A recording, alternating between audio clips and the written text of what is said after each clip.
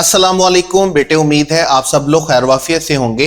Welcome to Eureka Academia. हमारे narration के first lecture में हमने 5 रूल फार्मूला पढ़ा। हमने कहा कि हम किसी भी नरेशन को, डायरेक्ट नरेशन को इनडायरेक्ट में चेंज कर सकते हैं ये 5 चेंजेस के साथ, जिसमें नंबर 1 हमारे पास क्या है, ओमिशन ऑफ इन्वर्टेड कोमास। कि हमने सबसे पहले बेटे क्या करना होता है, इन्वर्टेड कोमास को हटाना होता है, क्योंकि आप जानते हैं कि इन्वर्टेड कॉमास हमारे पास किस चीज की आइडेंटिफिकेशन है, डायरेक्ट नरेशन की। अगर इन्वर्टेड कॉमास हैं, कोटेशन मार्क्स हैं, तो इसका मतलब हमारे पास सामने लिखी हुई नरेशन कौन सी है, डायरेक्ट है। अगर आपने डायरेक्ट को इनडायरेक्ट में चेंज करना है तो आपको सबसे पहले इन्वर्टेड कॉमास को हटाना है। इन्वर्टेड कॉमास को हटाने के साथ साथ आपको बेटे क्या करना है कि रिपोर्टिंग स्पीच का वर्ब चेंज करना होता है। वो भी हमने पूरा रूल पढ़ा कि हमने सेड को कब किसके साथ चेंज करना है। नंबर 3 में आपके पास था कि आपने रिपोर्टेड स्पीच के प्रोनाउंस को चेंज करना है। नंबर 4 में आपके पास था कि आपने टेंस को चेंज करना है अगर आपका रिपोर्टिंग स्पीच पास्ट में है। और नंबर 5 में आपके पास था बेटे कि आपने टेंस के साथ साथ कुछ वर्ड्स हैं जो हम चेंज करते हैं। हम नियर वाले वर्ड्स को फार में लेके जाते हैं, हम प्रेजेंट वाले वर्ड्स को पास्ट में लेके जाते हैं। हम हेयर को देर बनाते हैं, नाउ को देन बनाते हैं, गो को बिफोर को गो बनाते हैं, हम दिस को डैड बनाते हैं, इट को डैड बनाते हैं, दीज को दोज बनाते हैं। तो ये सारे चेंजेस हम करते हैं जब हम हमारा सेंटेंस में हम टेंस चेंज कर रहे होते हैं। अगर टेंस चेंज नहीं कर रहे तो फिर आपको रूल नंबर 5 अप्लाई करने की जरूरत बिल्कुल भी नहीं है। तो हमने क्या डिसाइड किया था कि हमारे पास नरेशन के 2 लेक्चर्स होंगे। पहला लेक्चर जिसमें हमने सारे रूल्स को पढ़ा और सेकंड लेक्चर जिसमें हम अपने सारे रूल्स को अप्लाई करने वाले हैं और हम कुछ सेंटेंसेस की प्रैक्टिस करने वाले हैं। ठीक है, तो सबसे पहले देखिएगा हमारे पास सेंटेंस है, he said I am feeling tired now. अब जब भी आप डायरेक्ट नरेशन पढ़ेंगे तो सबसे पहले आपको क्या करना है, आपने ये देखना है कि इन्वर्टेड कॉमा के अंदर लिखी हुई जो बात है, इन्वर्टेड कॉमा के अंदर लिखी हुई जो स्पीच है, रिपोर्टेड स्पीच है, वो कौन सा सेंटेंस है। तो हम देखते हैं यहां पर ये हमारे पास कौन सा सेंटेंस है, ये डिक्लेरेटिव सेंटेंस है, यानी कि एफर्मेटिव सेंटेंस है, स्टेटमेंट है, सिंपल सेंटेंस है। जब हमारे पास डिक्लेरेटिव होता है तो हमने बेटे क्या करना होता है, हम सेड के वर्ड को रिप्लेस करते हैं किसके साथ, टोल्ड के साथ। और हम इन्वर्टेड कॉमा को खत्म करने के लिए क्या लगाएंगे, डैट लगाएंगे। जो पहले 2 चेंजेस हैं वो दोनों इकट्ठा चलते हैं। आपने ये देखना है कि आपका सेंटेंस कौन सा है। अगर वो डिक्लेरेटिव है तो इन्वर्टेड कॉमा को खत्म करने के लिए डैट लगाएंगे और आप सेड के वर्ड को किसके साथ चेंज करेंगे, रिप्लेस करेंगे, टोल्ड के साथ। अब यहां पर एक और बात भी याद रखिएगा कि अगर यहां पर कुछ ऐसा होता ना, यहां पर कुछ ऐसा होता सेड टू मी, और हम इस सेड टू को रिप्लेस करते टोल्ड के साथ, तो आपने कभी भी टोल्ड टू नहीं करना है। टोल्ड के साथ आपको प्रेपोजिशन नहीं लिखनी होती, याद रखिएगा, आपने सेड के साथ प्रेपोजिशन लिखनी है। उसके बाद जब हमने डैट लिख लिया, फिर हमारे पास आ गया आई। अब हमने देखना है कि यार प्रोनाउन है, प्रोनाउन फर्स्ट पर्सन है, तो फर्स्ट पर्सन हमारे पास चेंज होगा सब्जेक्ट के अकॉर्डिंगली, तो हम यहां पर लिख देंगे ही। उसके बाद हम देखेंगे कि हमारा टेंस क्या है, पास्ट। जब टेंस पास्ट है तो हम यहां पर भी प्रेजेंट को क्या बनाएंगे, पास्ट बनाएंगे।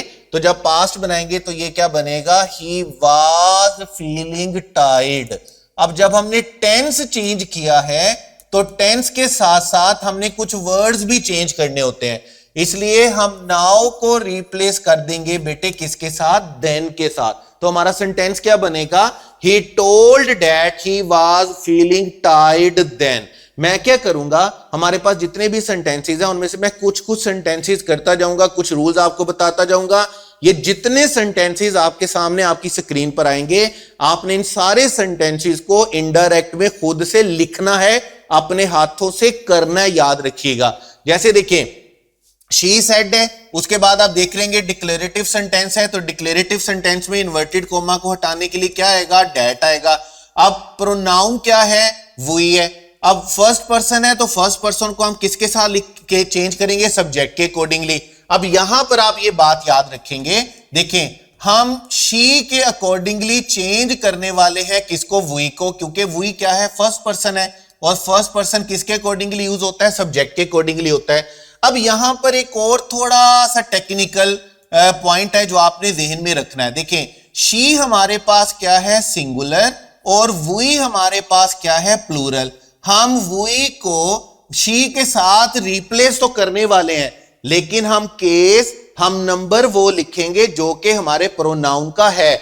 जैसे यहां पर शी हमारे पास क्या है, थर्ड पर्सन, तो हम यार ये देखेंगे कि थर्ड पर्सन का प्लूरल कौन सा है। अब थर्ड पर्सन का प्लूरल हमारे पास क्या होता है, दे होता है। तो हम यहां पर वी को जब शी के साथ रिप्लेस करेंगे तो हमने इसका प्लूरल केस लिखना है, और इसका प्लूरल केस हमारे पास क्या होता है, दे होता है। तो यहां पर हमारे पास क्या आएगा, दे आ जाएगा।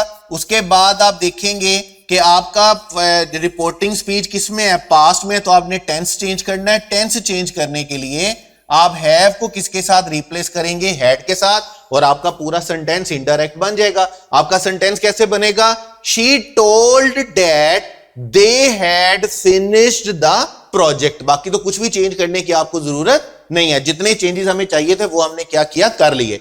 इसी तरह आपके पास सेंटेंस है, they said we can solve this problem.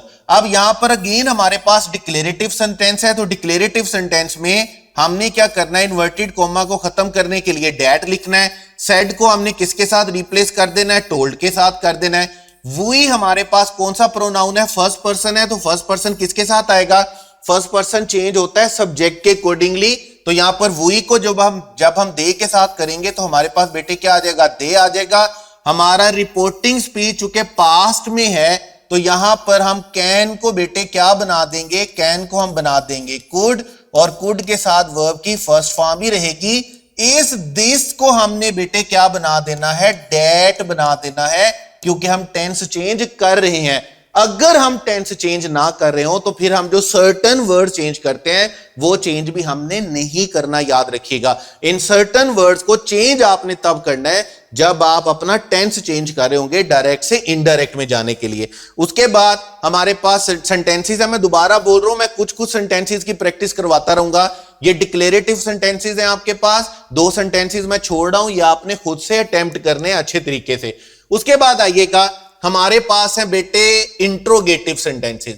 अब अगर आपके रिपोर्टेड स्पीच में आपका सेंटेंस इंट्रोगेटिव होगा तो आपने क्या करना है, आपने इन्वर्टेड कोमा को खत्म करने के लिए क्या लिखना होता है, इफ या वेदर लिखना होता है।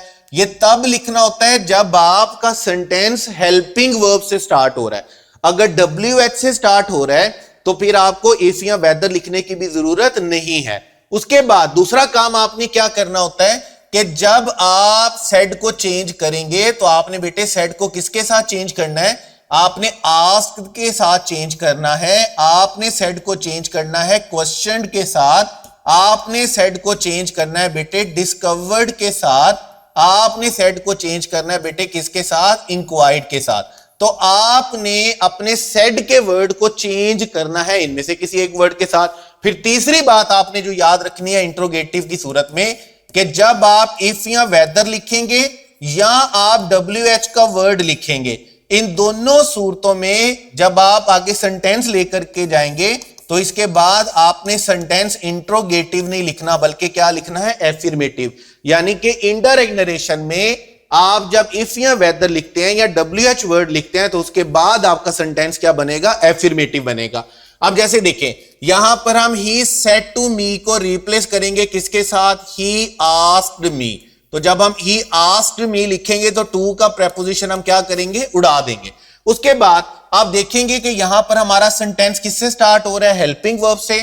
तो आप यहां पर इफ भी लिख सकते हैं और आप यहां पर वेदर भी लिख सकते हैं। आप दोनों में से एक वर्ड लिख सकते हैं। उसके बाद अब यहां पर हेल्पिंग वर्ब नहीं आएगा, याद रखिएगा।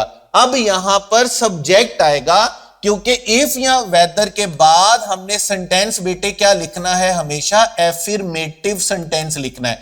जब एफर्मेटिव सेंटेंस लिखना है तो पहले सब्जेक्ट आएगा फिर हेल्पिंग वर्ब। अब सब्जेक्ट क्या है हमारे पास, यू कौन सा पर्सन है, सेकंड पर्सन, और सेकंड पर्सन किसके अकॉर्डिंगली चेंज होता है, ऑब्जेक्ट के अकॉर्डिंगली।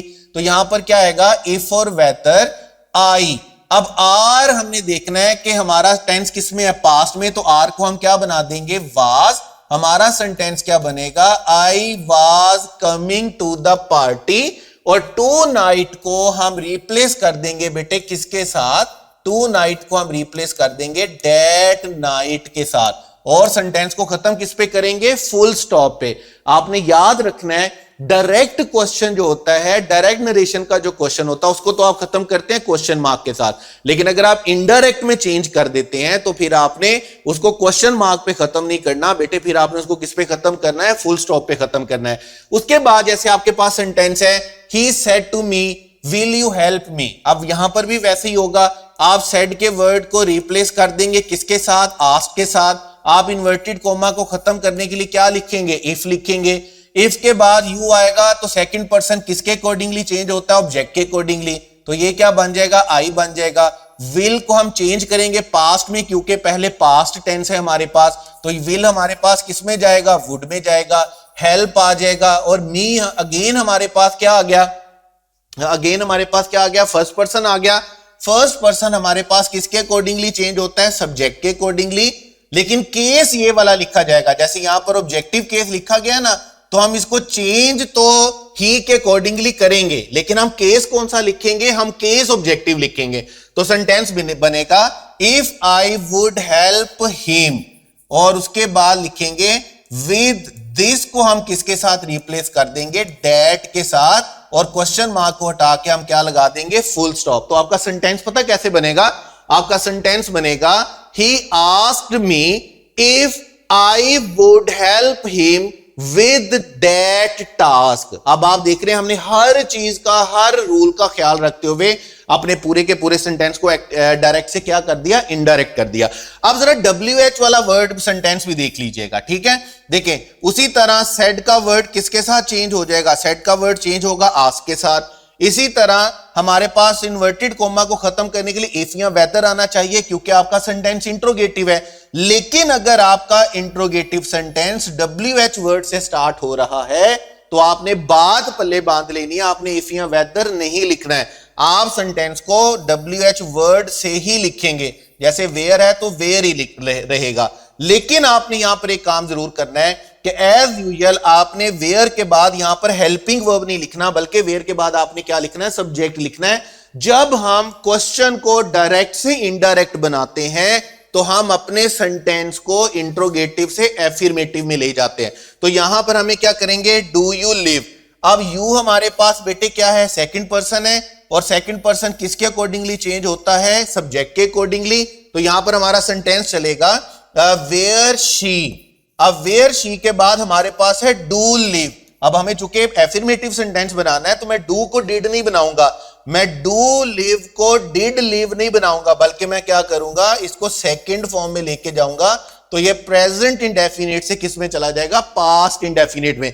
ये आपके पास सेंटेंस कैसे चलेगा, ये आपके पास सेंटेंस चलेगा he asked her where she lived. अब देखिए ना हमारे पास है डू और लिव। अब मैं ऐसा तो नहीं कर सकता कि मैं डू को डिड कर दूं और लिव को लिव ही रहने दूं, तो मैंने क्या करना है, मैंने प्रेजेंट इंडेफिनिट को पास्ट इंडेफिनिट में लेके जाना है ना। तो प्रेजेंट इंडेफिनिट को पास्ट इंडेफिनिट में लेके जाने के लिए मैं डू लिव की जगह पर बेटे क्या बनाऊंगा, मैं डू लिव की जगह पर बनाऊंगा लिव्ड बनाऊंगा। तो ये हमारे पास सेंटेंसेस हैं। अगर आपका रिपोर्टेड स्पीच इंट्रोगेटिव है तो आपको इस तरह उनको क्या करना है, डायरेक्ट से इनडायरेक्ट में लेके जाना है।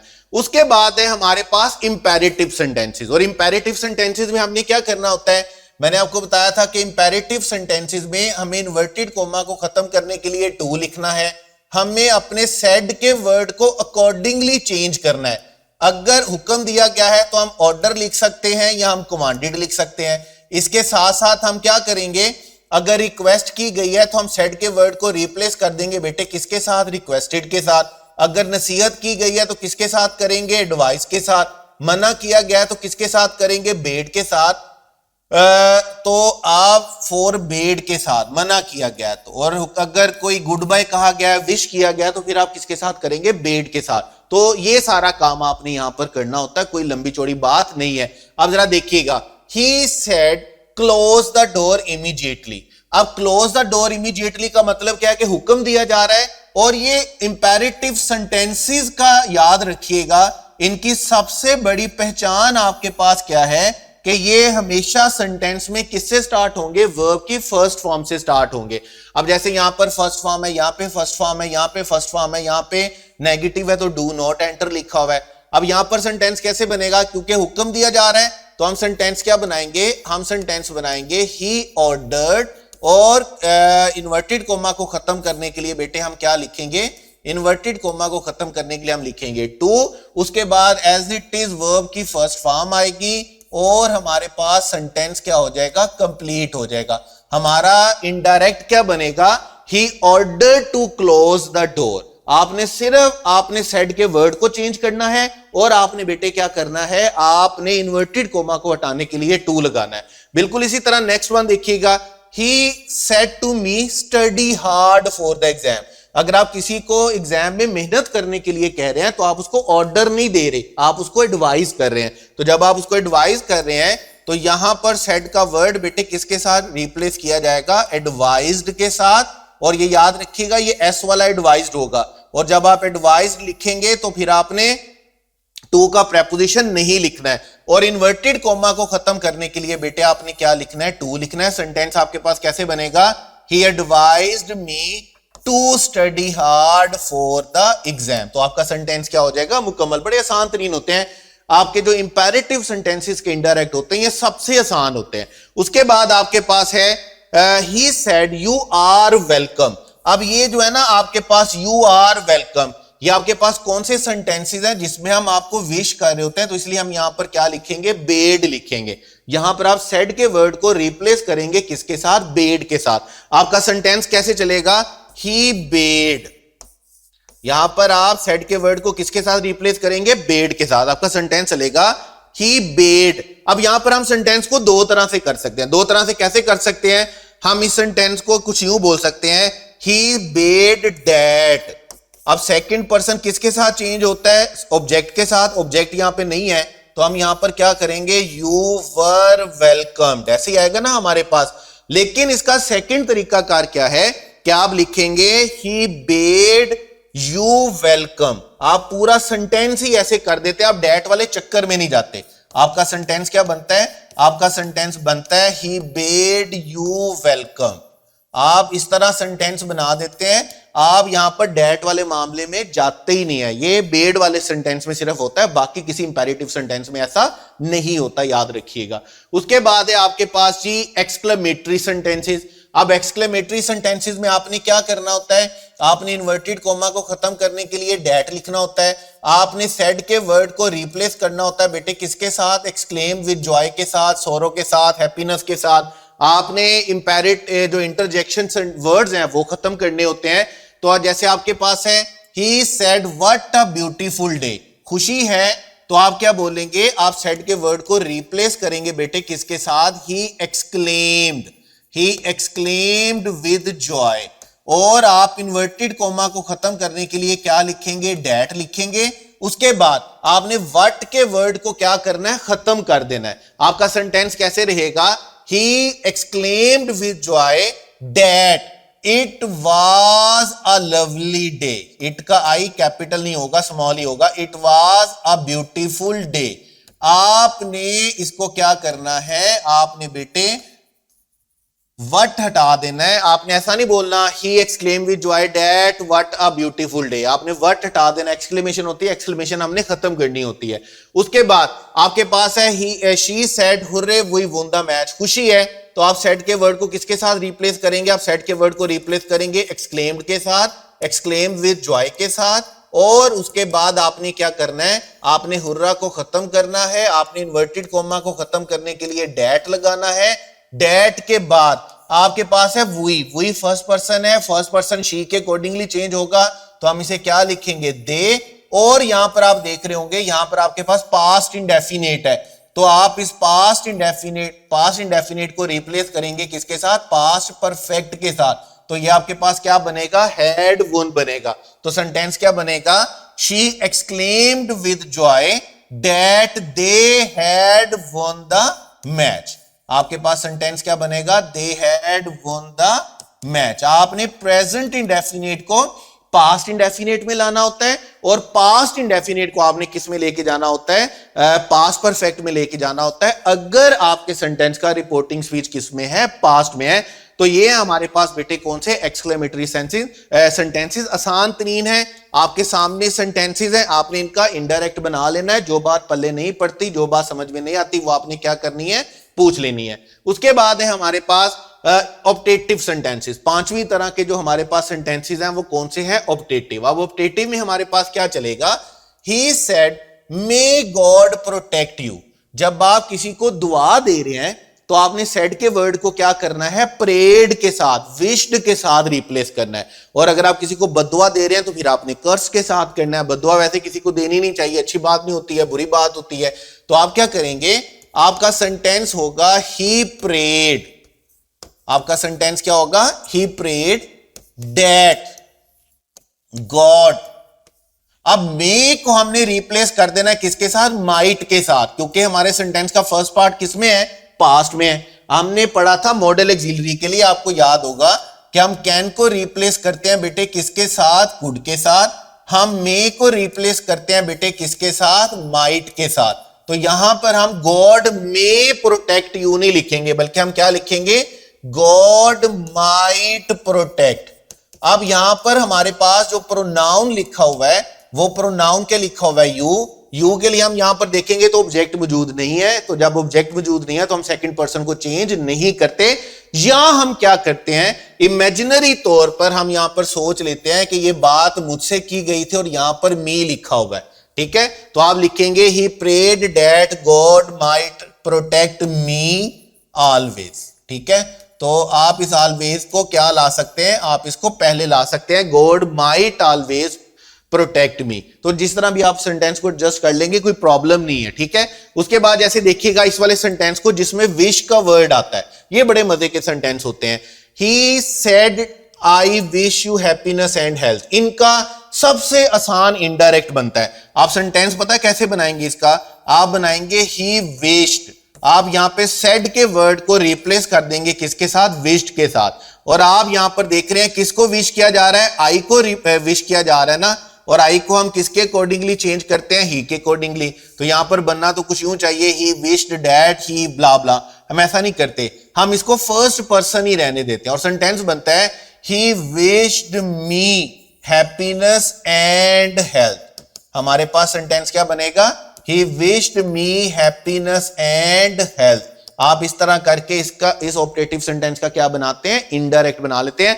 आपको डैट शैट लगाने की जरूरत ही नहीं पड़ती, आप डायरेक्ट विश से क्या करते हैं, अपना इनडायरेक्ट सेंटेंस बना लेते हैं। तो ये थे हमारे पास बेटे क्या है, हमारे पास इनडायरेक्ट नरेशन के कुछ, डायरेक्ट नरेशन के कुछ सेंटेंसेस थे। सबसे पहले डिक्लेरेटिव थे, फिर इंट्रोगेटिव थे, फिर आपके पास इंपेरेटिव थे, फिर एक्सक्लेमेटरी थे और अभी लास्ट में आपके पास क्या थे, ऑप्टेटिव। तो मैंने ये कोशिश की इस लेक्चर में कि मैं हर तरह के सेंटेंस का, हर तरह के सेंटेंस के ऊपर जो हमारे डायरेक्ट इनडायरेक्ट के 5 रूल फार्मूला है वो आपको अप्लाई करना सिखा दूं, आपको बता दूं कि आपने वो अप्लाई कैसे करना है। ये आपकी प्रैक्टिस नहीं है। अभी हम यहां पर सिर्फ क्वेश्चन में हम क्या कर रहे हैं, हम सेंटेंस को फॉलो कर रहे हैं, हम सेंटेंस पर अपने रूल अप्लाई करने की कोशिश कर रहे हैं। ये देख रहे हैं कि हमने करने किस तरह।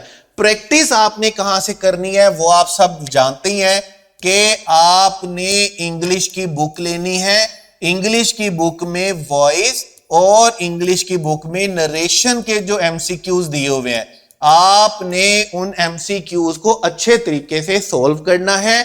आप देखेंगे कि वो बिल्कुल वैसे उसी स्टैंडर्ड के मुताबिक, उसी क्वालिटी, उसी डिफिकल्टी लेवल पर बनाए गए हैं जो कि आपके पास पेपर अभी 2025 में खासतौर पर जो क्वेश्चन आए हैं उनके अकॉर्डिंगली आपने वॉइस के सारे एमसीक्यूज को क्या करना है, प्रैक्टिस करना है। नरेशन के सारे एमसीक्यूज को उस बुक में से क्या करना है, प्रैक्टिस करना है। बुक ले ली है तो वेल एंड गुड है, काम स्टार्ट करें। और अगर बुक नहीं ली है तो फटाफट से ले लें। आपको अल्टीमेट लेनी है, बुक के बगैर गुजारा नहीं है, बुक आपको लेनी पड़ेगी। प्रैक्टिस करनी है हर तरह के क्वेश्चन की। देखें, आपने प्रैक्टिस एमसीक्यूज करने हैं, जैसे अभी आपने वॉइस और नरेशन की करने हैं, फिर आपने पास पेपर की भी प्रैक्टिस करनी है। अभी हर टॉपिक के एमसीक्यूज आपको चाहिए होंगे, तो ये आपको करना ही है। ये आपने, इसके बगैर हमारा बिल्कुल भी हमारा कोई दूसरा जुगाड़ नहीं चलना और हमारा गुजारा बिल्कुल भी नहीं होना। तो जल्दी से बुक ऑर्डर करें, जल्दी से बुक लें और फटाफट से प्रैक्टिस स्टार्ट करें। और जो बात पल्ले ना पड़े, जो बात समझ में ना आए वो पूछ लेनी है। पत्थर बन के, मट्टी बन के, रेत बन के, नशई बन के, भंगी बन के, चरसी बन के बैठे नहीं रहना है। जो बात समझ में नहीं आती, आप जानते हैं कि आपने क्या करना है, आपने डायरेक्टली व्हाट्सएप पे राब्ता कर लेना है। यूरिका एकेडमिया में आप जानते ही हैं कि सबसे खूबसूरत बात हमारे सिस्टम की क्या है कि हमारे पास अगर आपको आपके सब्जेक्ट में कोई प्रॉब्लम है तो आपकी डायरेक्ट एक्सेस होती है आपके टीचर तक। आपने मैसेज कर लेना है, मुझे कोई प्रॉब्लम हो पूछ लेनी है, कोई मसला हो डिस्कस कर लेना है, परेशान बिल्कुल भी नहीं होना, मेहनत करते रहना है, कोशिश करते रहना है। और इस नरेशन के बाद हम पढ़ने वाले हैं बेटे नाउन। उस लेक्चर तक के लिए अपना ढेर सारा ख्याल रखिएगा। Wish you all the best. Allah Hafiz.